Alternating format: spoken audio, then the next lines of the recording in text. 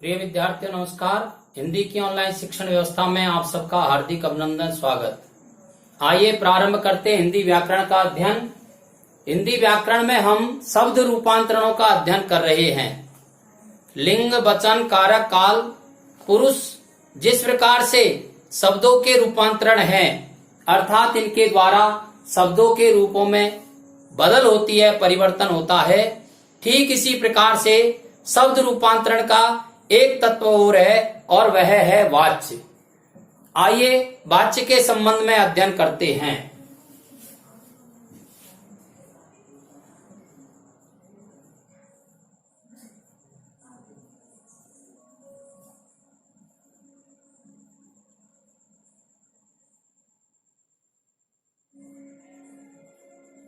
वाक्य दिया है, राम पुस्तक पढ़ता है। यहाँ पर राम पुस्तक पढ़ता है, तीन शब्द इस वाक्य में प्रयुक्त हुए हैं। राम इस वाक्य का कर्ता है, पुस्तक इस वाक्य का कर्म है और पढ़ता है इस वाक्य का क्रिया है।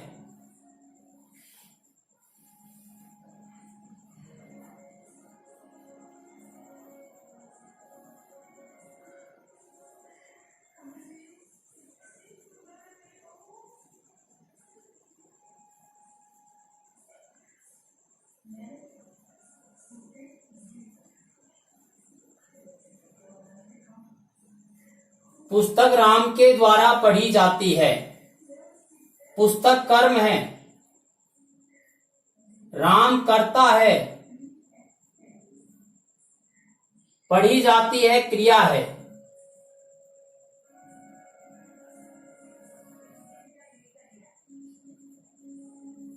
राम से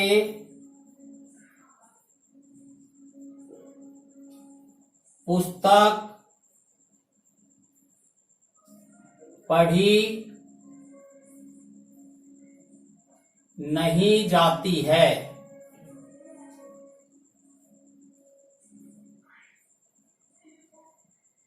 राम वाक्य का कर्ता है,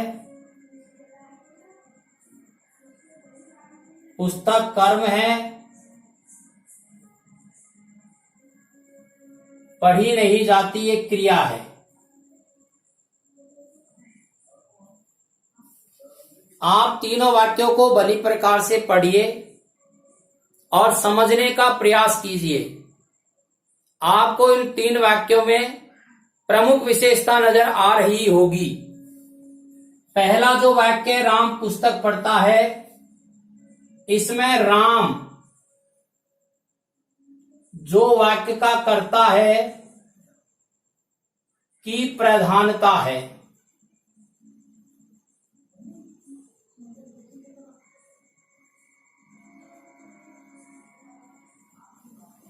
अर्थात वाक्य की जो क्रिया है उसके लिंग और पुरुष राम के द्वारा है, राम के अनुसार है।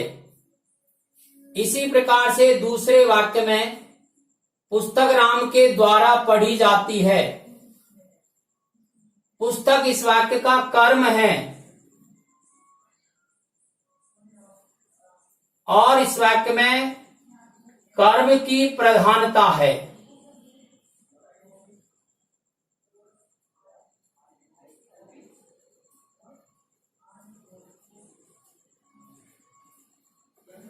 कर्म की प्रधानता है अर्थात इस वाक्य की जो क्रिया है उसके लिंग, पुरुष, वचन कर्म के अनुसार है। पुस्तक स्त्रीलिंग है, इसलिए क्रिया भी यहां स्त्रीलिंग के रूप में आई है। पुस्तक एक वचन है, इसलिए क्रिया भी एक वचन में आई है। अर्थात इस वाक्य में कर्म की प्रधानता है। तीसरा वाक्य, राम से पुस्तक पढ़ी नहीं जाती है। यहां पर पढ़ी नहीं जाती है ये जो क्रिया है, इस क्रिया के लिंग और पुरुष न तो राम के अनुसार अर्थात कर्ता के अनुसार है और न पुस्तक कर्म के अनुसार है। यहां पर भाव की प्रधानता है।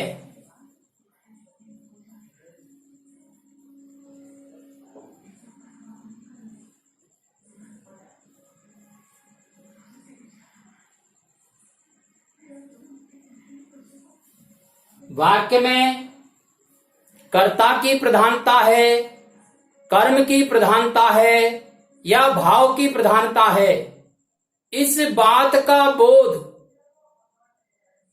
क्रिया के जिस रूप से होता है व्याकरण में उसे वाच्य कहते हैं।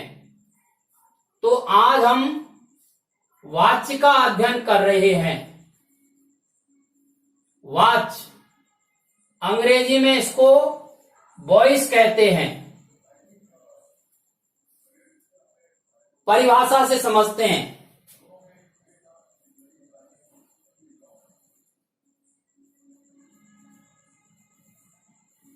परिभाषा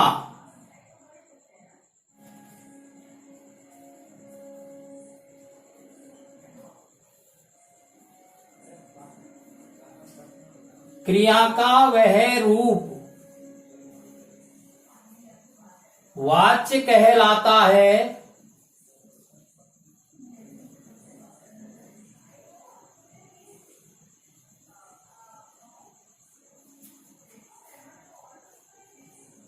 जिससे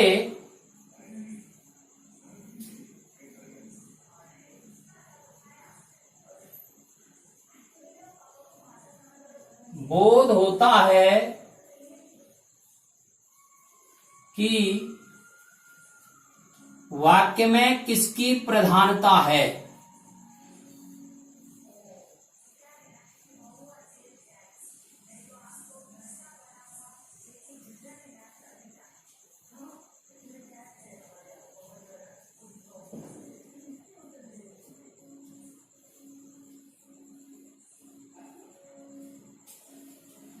क्रिया का वह रूप वाच्य कहलाता है जिससे बोध होता है कि वाक्य में किसकी प्रधानता है। किसकी प्रधानता है? अर्थात कर्ता की प्रधानता है, कर्म की प्रधानता है या भाव की प्रधानता है।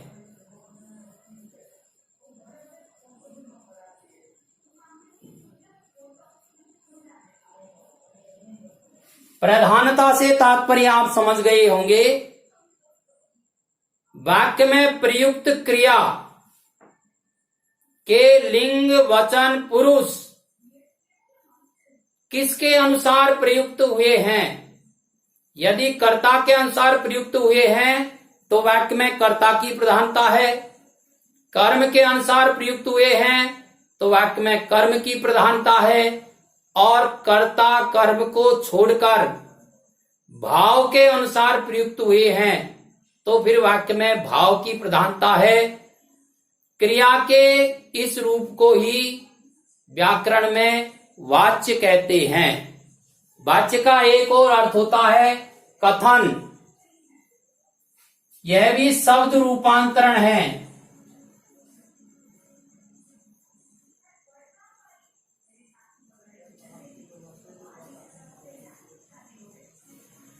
इस आधार पर यदि वाच्यों के भेदों का अध्ययन किया जाए तो वाच्य के 3 भेद हैं।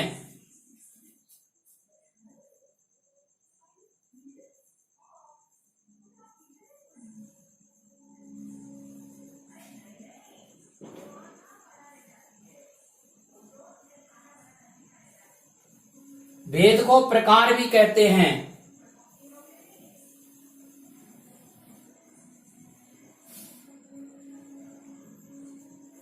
पहला भेद है कर्तृवाच्य।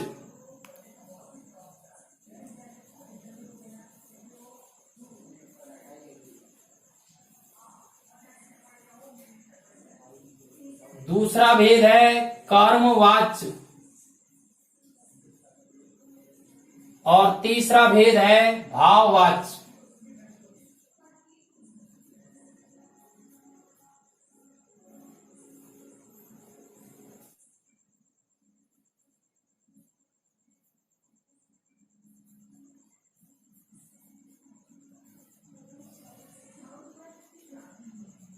कर्तृवाच्य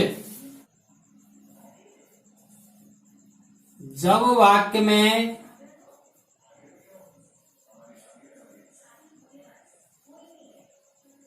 प्रयुक्त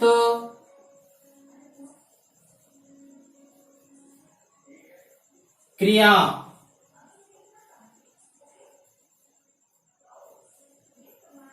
का संबंध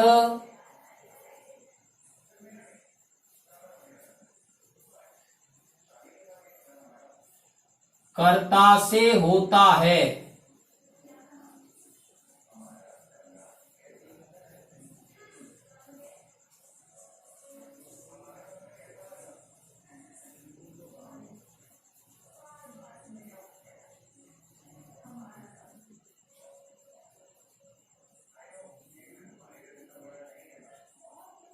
कर्तृवाच्य कहलाता है।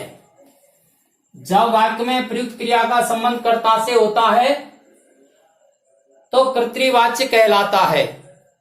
कर्ता से संबंध होता है का अर्थ है क्रिया के लिंग पुरुष वचन ये कर्ता के अनुसार होंगे। इसका उदाहरण है राम पुस्तक पढ़ता है।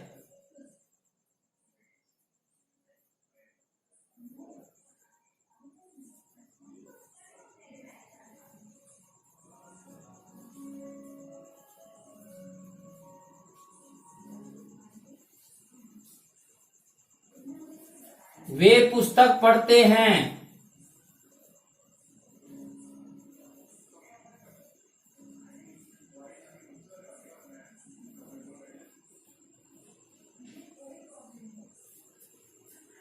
सीता पुस्तकें पढ़ती है।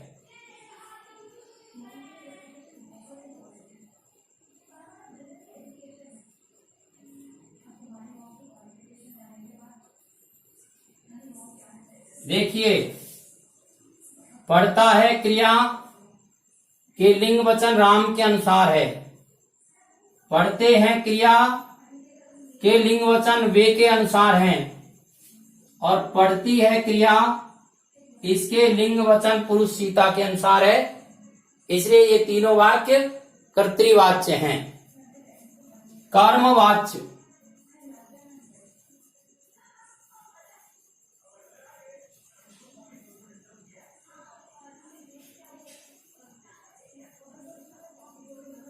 जब वाक्य में प्रयुक्त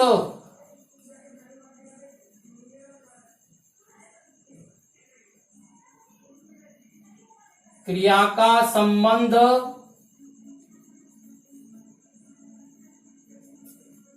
कर्म से होता है,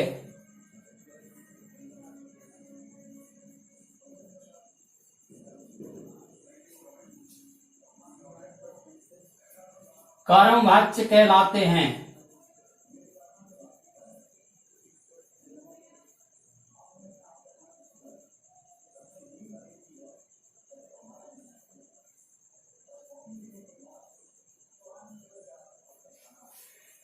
कर्म से संबंध होने का तात्पर्य है क्रिया के लिंग पुरुष वचन कर्म के अनुसार होंगे। उदाहरण,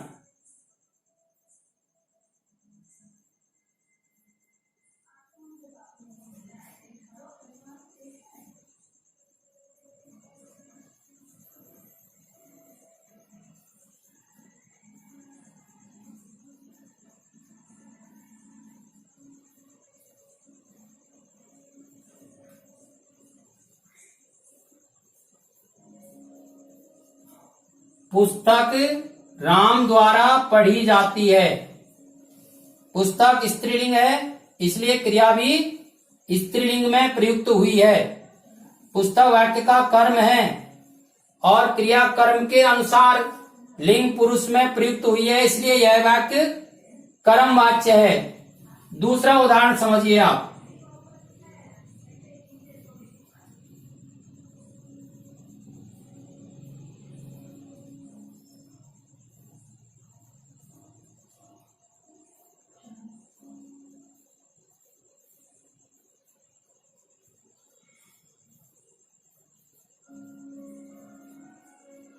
वेद राम द्वारा पढ़े जाते हैं। वेद इस वाक्य के कर्म हैं, पढ़े जाते हैं। वेद बहुवचन है, इसलिए क्रिया भी बहुवचन में प्रयुक्त हुई है। समझ में आ गया होगा आपको। क्रिया के लिंग पुरुष वचन कर्म के अनुसार प्रयुक्त हो रहे हैं, इसलिए ये वाक्य कर्मवाच्य कहलाएंगे। भाववाच्य,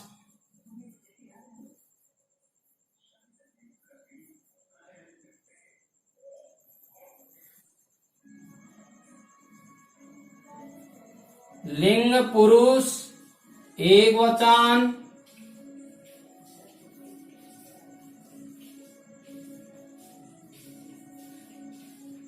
पुल्लिंग अन्य पुरुष में होती है।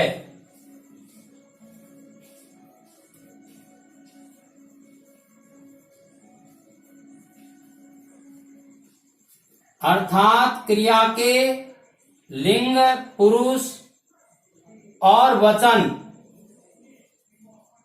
एक वचन पुल्लिंग अन्य पुरुष में होती है, वहां भाववाच्य होता है। क्रिया के लिंग पुरुष कर्ता के अनुसार आएंगे, न क्रिया के लिंग पुरुष कर्म के अनुसार आएंगे, अपितु क्रिया एक वचन पुल्लिंग अन्य पुरुष में ही प्रयुक्त होती है, तो वहां पर भाववाच्य होता है। इसके उदाहरण यहां समझ लीजिए आप। राम से पुस्तक पढ़ी नहीं जाती है, इसमें न कर्ता की प्रधानता है न कर्म की प्रधानता है, अपितु इस वाक्य की क्रिया एक वचन और पुल्लिंग व अन्य पुरुष में ही प्रयुक्त होती है। भाववाच्य में क्रिया के लिंग पुरुष वचन एक वचन पुल्लिंग अन्य पुरुष में ही होती है। इसके उदाहरण आप यहां समझ लीजिए। राम से पुस्तक पढ़ी नहीं जाती है, राम से दूध पिया नहीं जाता है। इस तरह के वाक्य भाववाच्य के उदाहरण हैं। अब समझने की दृष्टि से आप इसका स्क्रीनशॉट ले लीजिए और कम से कम 2 बार आप इस वीडियो को सुने। शिक्षण के वीडियो आपके पास पहुंचते रहें, इसके लिए आप इसे सब्सक्राइब करना नहीं भूलें। धन्यवाद।